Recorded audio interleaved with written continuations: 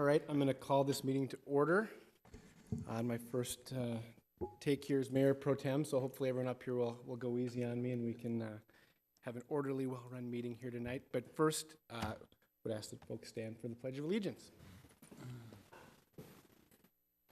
I pledge allegiance to the flag of the United States of America and to the republic for which it stands, one nation, under God, indivisible, with liberty and justice for all.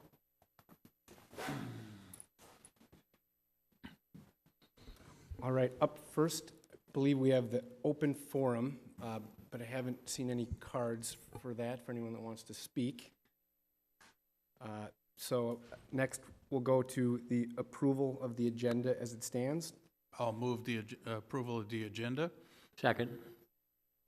The approval of the minutes, excuse me. Yeah. Geez, already. Minutes for February 23rd, 2016. The approval of the minutes of the regular city council meeting of February 23rd, 2016. There we go. So moved. Any discussion? All those in favor say aye. Aye. Opposed? Motion carries. All right. Up next, we have hats off to Hometown Hits. Representative Fitzhenry, do you want to start? Yes, I will wander down the podium.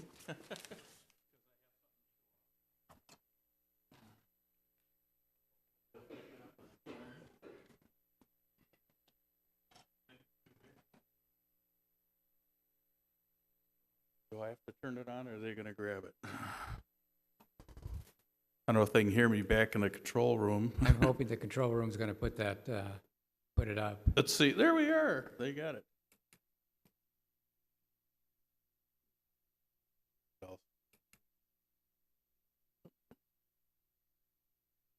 I got to be better than they are.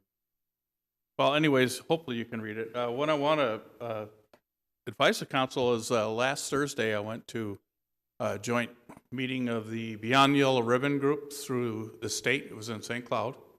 And I was pleasantly surprised when they called me up to the podium and presented Richfield with a 5-year recognition award for Beyond Yellow Ribbon. And it states, in recognition for your 5 years of extensive work and dedication, your network has demonstrated unwavering commitment to service member, veterans, and their families. Your continuous support and acts of service will never be forgotten and are admired by your peers, state, military leaders, fellow Yellow Ribbon networks, service members, veterans, and military families. And it was signed by Major General Nash of the state of Minnesota. So we're now 5 years, and we've got a lot of things that we learned there, and hopefully keep going strong.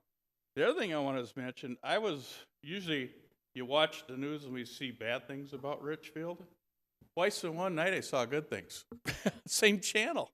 I don't know if you guys ever heard of Amber Corbett. She's like Silly Tilly. She works over at the Hub Hobby, and she makes balloons, and it was a great little article about her. Actually, it was a Land of 10,000 Stories where she makes balloons at Hub Hobby and entertains kids in it, and just about her family life, how her dad was thrown in jail and all that, and how she came up as a single parent to raise her child. But it was just so cool to watch how she entertains the kids in different places she goes, and changed her life around and really made a name for herself. And the other one was, it was about Minnesota Awesome. Two Richfield residents, Mike and Dan Gordon. I don't know if anybody saw that. They actually make things that talk about the uniqueness of Minnesota, and it's all about being awesome in Minnesota, whether it be T-shirts or coffee cups and that. So I just thought I'd mention, thank you, both those groups, for putting Richfield on the map in a good light.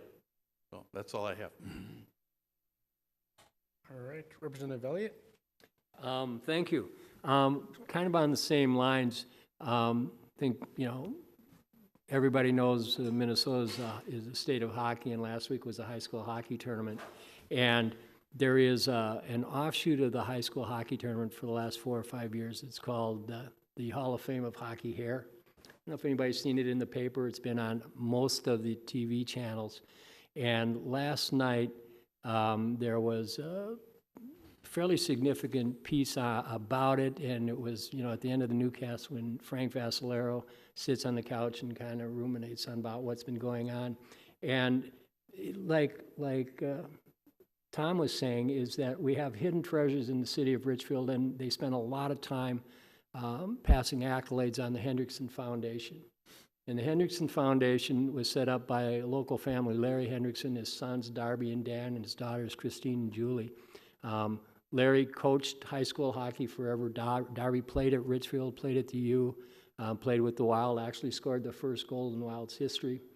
Dan also played. But the foundation is set up to allow people who have cognitive disabilities, physical disabilities, wounded warriors, to continue to participate in various levels of hockey. It goes all the way from pound hockey to the wounded warriors, prosthetics, cognitive disabled.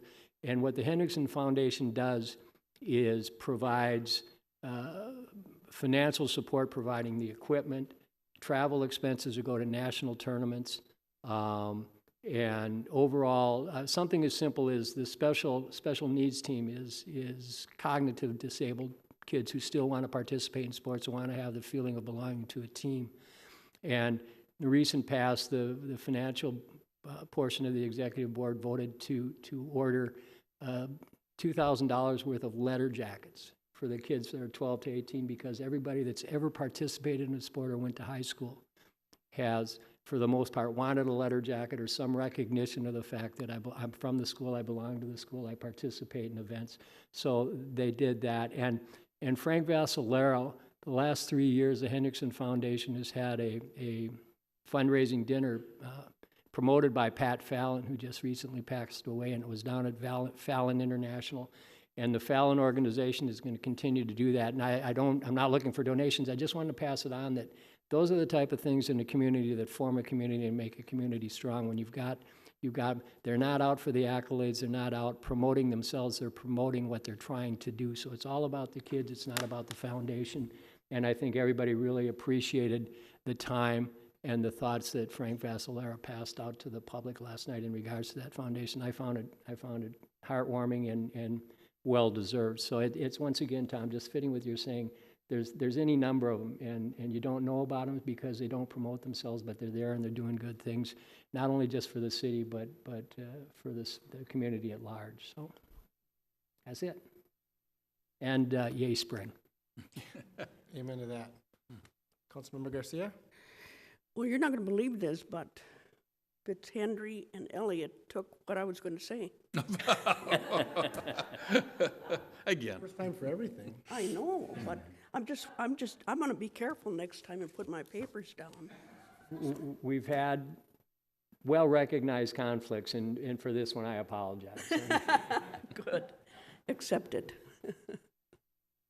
Well, I was just going to mention one item. I know that I have, and I imagine some other folks have heard from some residents that live along 66th Street, where some of the work is being done by the Met Council. Anybody driving down 66th Street knows that there's work being done by the Met Council. Yeah. But we've heard from some residents that living right on there about just some pretty significant work that's being done, dissatisfied with some of the communication they're receiving. And I think we're all dissatisfied with that too. And I know city staff has already reached out and doing, urging the Met Council and others to do a better job of communicating with residents that are going to be living through this construction. That's something they committed at the outset, and I think it's important. And I just wanted to raise it just so that if anyone is watching at home that lives along that corridor, please let your council member, let city staff know. And we want to be an advocate for you in that it's not going to be an easy situation. You can't snap your fingers and have it done, but at the minimum, we need to be doing a better job of the communication there, and the Met Council needs to be doing a better job of communication there on that project. So I just Can wanted I to add raise to that. that, if you don't mind? I actually went over there and looked at the situation, talked with the residents, and most of it was they weren't informed, and nobody thought they were going to, Columbus especially, dig holes about the size of an apartment building. I mean, they were huge, and then they were having issues with the connection after they got that big item in that took two huge backholes put in there. And I can see their concern. One of them, actually, they put a seismograph next to the house, because they can then measure, you know, how much might be going on with foundations and that. And just as I was leaving, somebody from the Met Council, that sewer project, came by and started passing out some items. So I let the residents latch onto them and left, so I didn't have to witness what might have happened. But I do agree that, again, the Met Council's not always been real truthful with us, how long the project's gonna last and that. My understanding, this could last another almost month and with the project, and it'd be nice to know where it's really going, you know, and hopefully they won't run into the same problems, but there's one yard there that actually they've dug up now about half the yard, and and they actually nicked the gas line. We know that, the fire chief told us that. So they've kind of been haphazard at best doing this project. And what I would like to see is if when they're all done, is that they return them lawns back to the way they were. Some people had some gorgeous lawns and that. And I just hate to see them throw old dirt and sand back in there, and the next thing you know, they got the Sahara Desert in their front yard with no grass. So I'll stay on top of that, but I'd like to see the city, you know, get on top of that and say, you know, it's a project that you didn't plan, but we still need to have it clean when it's done, so. Absolutely. So next, I have the approval of the agenda as it stands. So moved? Second. Any discussion? All those in favor say aye. Aye. Opposed? Approval is adopted. And next, we have the consent calendar. Thank you, Mayor Pro Tem, members of the City Council. For those in the audience, the consent agenda typically contains several separate items. Tonight, one item, which would then be acted upon by the City Council in one motion. And once the consent calendar has been approved, no further action on this item is going to be necessary. Tonight, the one item is, item A, consideration of the approval of the first reading of an ordinance rezoning 211 76th Street West, 7600, 7608, 7644 Pillsbury Avenue South, and an adjacent 30-foot strip of land from industrial and undesignated to planned multifamily residential, or PMR. And that is the only item on the consent agenda. So moved. Second. Is there any discussion? I don't know if staff wants to make any comments on it or not, or if they're okay. And nope, no discussion. All those in favor say aye. Aye. Aye. Opposed? Motion passes. Next up, we have number 5 on the agenda. I believe Councilmember Garcia has it. Thank you, Mayor Pro Tem.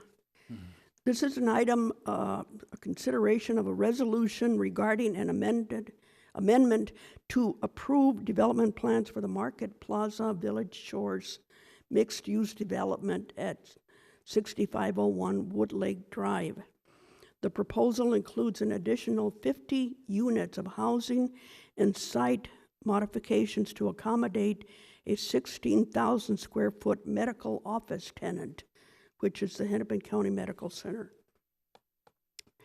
Okay, owners of the Market Plaza and Village Shores development are requesting approvals that would allow them to improve and better align the existing development with the current market. The proposed amendment requests minimal changes to the footprint of the existing building, but rather repurposes existing underutilized space to allow for an additional 50 housing units and reconfigured commercial space for a large medical office tenant. Medical office use is a permitted use in this development. The proposed changes related to this site and the additional units require city approval. The additional units and amenities proposed for Village Shores will allow the owners to offer a continuum of care for senior citizen residents, moving from a primary independent living facility to one that offers independent assisted and memory care units. Exterior modifications include a new primary entrance facing 66th Street, enclosure of the lower level guest parking area in order to provide new amenity spaces for residents, an improved facade along 65th Street, removal of dated building embellishments, and updated paint colors. The additional units will very near bring the property into compliance with the required minimum density of the 50 units in this area. Commercial space will be reconfigured to accommodate 16,000 square feet for the Hennepin County Medical Center. It is unlikely that this particular site with a large surface parking lot facing a primary downtown intersection would be approved today. However, the movement of buildings is clearly impractical, and in cases such as these, the code requires the updating of non-conforming site improvements that affect the appearance and impacts of the sale. Of particular concern with this site are the lack of activity and interest at the corner and the poor pedestrian connections throughout the site. And Melissa, I'm sure you can help us out a little bit. Sure. I can just highlight some of those changes that they are making to the site. At the corner, the applicant is proposing 2 trellis structures. The structures are intended to make that area more attractive from the street, add some interest at that corner. These structures, they will be available for parking. However, there will be a raised platform with different pavement types in between, and that area will be less attractive for parking. It can be a home to the farm stand that's typically there for a number of months during the summer, as well as hopefully other temporary activities, temporary quasi-public activities. The owner, we have discussed with the owner the possible incorporation of Lakes at Lindale branding on that trellis. That's something that the community is deciding right now, making those final decisions on the branding, and they are open to that. We are hopeful that in the future, something more permanent can happen at this corner, that the parking can be removed completely, because we do believe that this site, even with the additional 50 units and the medical center, will continue to be significantly overparked. The pedestrian improvements that the applicant has agreed to really stress the connection from the street to the clinic. We anticipate a greater number of people accessing the site from the bus stop, and that the layout of the site right now makes that a very difficult movement. Pedestrians tend to want to cut across that parking lot, and the layout of the parking lot does not make that easy. So they're proposing a connection to the trellis, which is a short jog, and then a direct connection to the doorway. We're hopeful that that will be inviting and safe. There are islands on either side that landscaping will be in those islands to offer some protection for anybody accessing the site from the sidewalk. Additionally, there's going to be a new connection along the private Woodlake Drive in between this development and the Woodlake Point condominiums to the west. And that will provide a much safer path of travel for pedestrians trying to get from anywhere in this downtown area to Richfield Lake. And then finally, there's one additional connection from 66th Street to the, I guess it would be the southeast corner of the building. And that would be to access either the new residential entrance or the clinic and retail space. The applicant is here if you have any other questions for them. Otherwise, I'm happy to answer any questions that you may have of staff. What about the neighbors, the business neighbors? Have they voiced any concern? The residential neighborhood, business neighbors? No, the business ones. We have not heard from any businesses about concerns. Okay. Councilmember Elliott? Just curious if there's been any dialogue or discussions with, given the fact that 3 corners of that intersection have public art, if there's going to be any ability to place some public art in or around the trellis or something that coordinates all 4 corners with some public art and public and visible and everything else? We haven't specifically discussed that. We have discussed, transitioning this area to a permanent quasi-public area, and hopefully something like that could be incorporated. We've talked about adding the wayfinding kiosks or something and fitting those in with the signage for the development, but also putting aside a place, but not specifically public art. Well, I'm just thinking that it's my recollection based on presentations from the art committee, as well as some of the talented people we have on it, that we may not necessarily go out and have to fund it, as opposed to involve the art commission and see if we don't have some artists in there that couldn't come. I mean, we've got muralists and we've got some welding architects that turn it into art. I'm just thinking that it certainly would be worth it to talk to them without committing any additional capital, to talk with them and see if they can't come up with some ideas that may be self-directed and self-produced. Just a thought. Just a question. I agree, thinking long-term, utilizing that corner space, given the corridor that we're updating and that intersection, just even thinking some of the renderings when we looked at that intersection, what that might look like long-term. Do we have thoughts on sort of how to approach that in the long-term? And what kinds of things can we do now to sort of make it more likely that we can sort of utilize that corner in a more productive way in the future? I think that what we're trying to do by asking them to do something like the trellis structures with the raised pedestrian area is allocate a space that will not look like it's available for parking and will kind of help everybody involved in the center realize that that area is not necessary for parking. There's not a lot that we can do to guarantee that. I think that, and the applicant can speak to this as well, I think the applicant is also interested in something more permanent at that corner. My understanding is that is not feasible right now. Would you want to speak to that?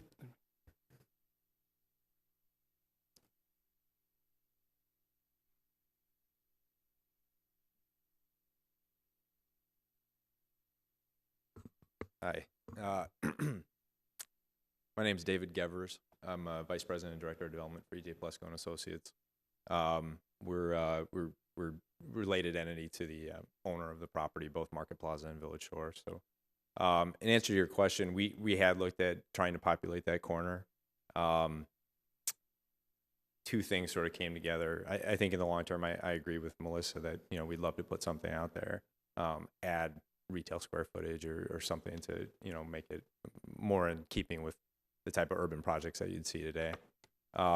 Two things sort of came together on this thing. One is a roundabout with the county work there on the road. So there's a pretty significant taking that's occurring on our corner. If you know that how that intersection comes together, in order to make the roundabout work, they need I don't know if it's an acute angle or whatever, but they're taking a good chunk of that corner. So that was one thing that impacted the feasibility of trying to do something there.